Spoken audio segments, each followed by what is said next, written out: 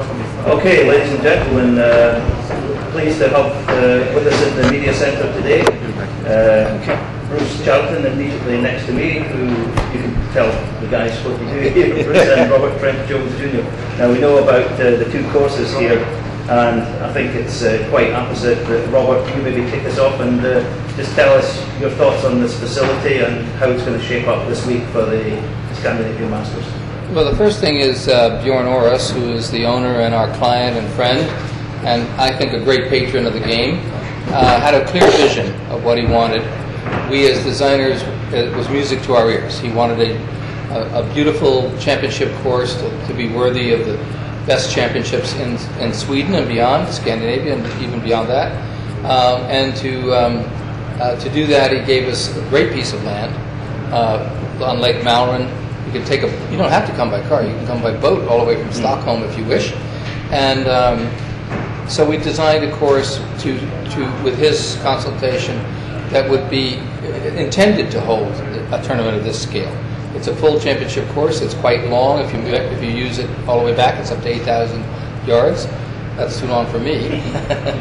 And the greens are an extension of the fairways with a lot of spill-offs. The greens are the ultimate target is the hole, so you have flagstick placements throughout the greens which are guarded by the contours within them.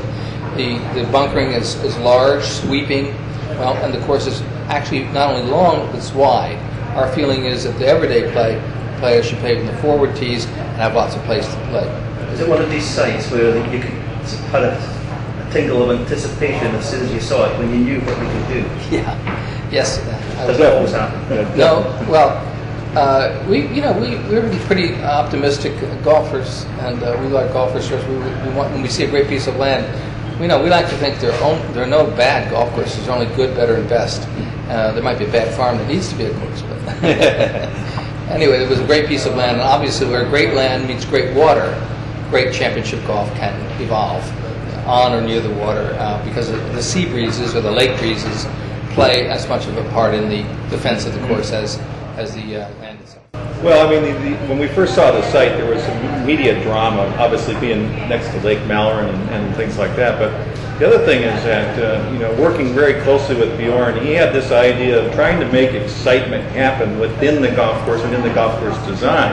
And by doing that, we tried to bring green complexes together and tee complexes together in these these points where people could stand in kind of semicircles and see many, many players play the singular hole at the same time. So that, combined with the natural beauty of this site, gave us some wonderful opportunities to be very creative and use wind patterns, use sunlight patterns, and then of course use some of the ground game as a defense. And you see a lot of the spill-offs around the greens that are a very good indication of that. But we were always talking about the crowd being able to see shots and go, ooh, ah, and clap and stuff, and to do as much of that as possible. So that was a big part of this golf course. And frankly, the name Stadium course was easy to figure out because we really thought about the spectators as much as the golf shots sometimes. So. And that shows itself particularly at the last two holes, which is a valley which could host as many as maybe 50, 70, 80,000 people if they chose to come out and watch it. Victory Valley is what Bjorn called it. We see victory or defeat, and so on. The 17th hole, which is a classic island hole. Some of the early island holes were designed by my father at Ponte Vedra, still there. Pete Dye saw it. He made his famous island hole. And this is a Swedish version of no railroad ties. And but it's death or glory. You're either safe or sorry. Hit it on the green or you're in the water. So victory or defeat, you may find either there. And of course, it's only Wednesday, and already I've heard great comments about the conditioning of the course, which is clearly important for a tournament of this nature. Well, Barry Britton, the superintendent here, is a wonderful guy. I think he knows bent grass extremely well. He's a real bent grass guru. And also, underneath the fairways, we put a lot of sand and a lot of drainage, so this golf course will handle rain a lot better than other golf courses in the region. And the golf course has the ability to firm up and get a little faster and faster as things get drier. So I think we'll see some of those conditions coming forward as the week goes on. We certainly had intended to give the spectators their money's worth, When I first came to Sweden with my father in the early 70s, there was beautiful grasslands. We saw lots of people living in their little country cottages, and they would come out and they would walk and hike around, and we said, why don't you play golf? And I said, that's a good idea. Well, 35 years later, they are. Sweden is one great golf course now, because you have extremely beautiful grasslands suited to the game. But at this level of the game, we wanted to make sure all those people who play on their home courses could come out and see the best players, some of the best players in the world. The Open champion is here a week later, and enjoy watching them and have good visibility. Unlike St. Andrews, which is a great, mysterious, spiritual place to play golf, which is not easy to watch the game. Here, with the opposite, we made sure that the spectators would have a straight line of vision to the play. And to answer your question a little bit differently too, I think it's going to be fun watching the spectators. This is the first year, right? So it's the first year of the Masters here. I think they're going to kind of discover where some of these great places to watch these holes happening at the same time. I think one of the real sleepers is out behind 5 green and 12 green. For example, I think you'll see players hitting long shots into a very difficult par 4, followed up right next to it on a par 5 that's a do or die, go for glory, or play it conservatively, par 5. So you can be able to watch a lot of shots from that one perspective. There's probably 6 or 7 places like that on the golf course that the spectators, I think they'll discover it.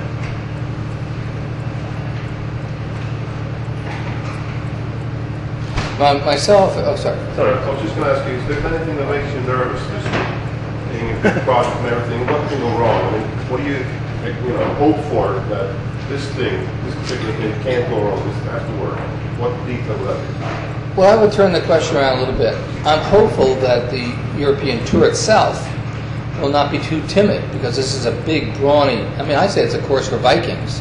These are tough people up here, and they're strong, and they're big, and they hit the ball. Stenson hits it a long way, and Carlson hit it a long way. They're big people.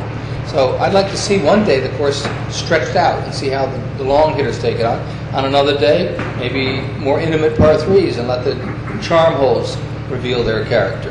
And it would depend on the wind. And of course, the only thing that could go wrong is they get thunderstorms. And we're not going to talk to, is Thor the god of thunderstorms around here? So we want him to be very quiet. So let him rest. That's one thing that may make you nervous.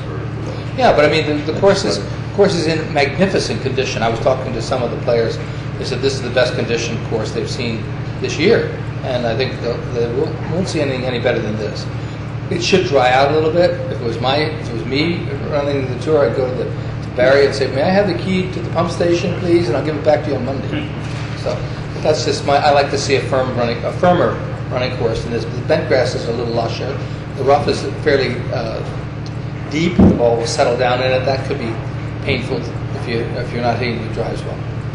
So you think it's a bit of a sleeper, this course? People will just waken up to it just gradually as the years progress here. I don't know that it's a sleeper. I think immediately after this course was first opened, people immediately took note of it. The extraordinary scenic beauty catches your attention immediately. You see the lakes and the trees, and the castle itself is historic. So it's like it's been here for a long time. Now, in terms of championship play, that's a sleeper. Let's see what happens. Yeah. What would you like the winning score to be? Well, for me, I like around par, a couple under at the best. But that is unlikely because the tour will probably set it up so that there'll be some scoring opportunities, because crowds like to see birdies and so on. But I think par is really irrelevant. I don't even like the concept of par anymore. And some of the great old courses like Muirfield, where match plays were played predominantly, there is no par. It's whatever the wind or the conditions of the day that turns a par 4 into par 5 or vice versa, and so on. However, for medal play and for being able to commentate on the relative position of the field, it's necessary for TV to see red numbers or black numbers so people can follow the game.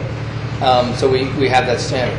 In terms of my hope, on Sunday afternoon there'll be a bunch of players, 6 or 7 players in the hunt, and have a real game in the last 9 holes. That to me is the best championship course result.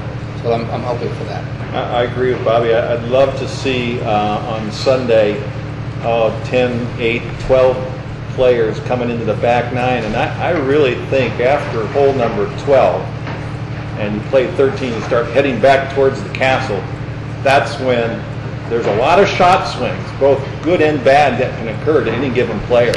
So someone that's coming home trying to play very conservatively versus someone that is a couple strokes back and really has to start gambling. The golf holes are there, and there's all these angles there to entice the guys to do that. So I really hope it's that kind of a match coming in on the last day. I think it'd be fun.